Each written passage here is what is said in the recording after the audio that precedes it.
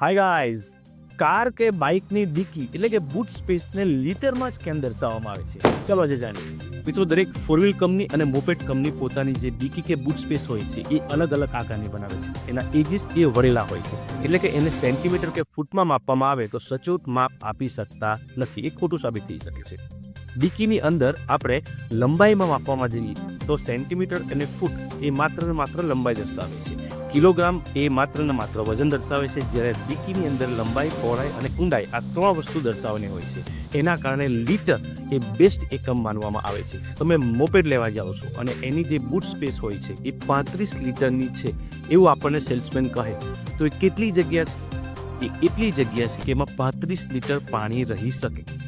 એક લીટરના 35 પાઉચ એ ડિક્કીમાં આવી જશે, બૂટ સ્પેસમાં આવી જશે. એટલી જગ્યા આપણે ધરાવીએ છીએ. આ રીતે તમે જગ્યાને સરળતાથી ઓળખી શકો છો. આશા રાખું છું કે આ માહિતી આપને પસંદ આવી.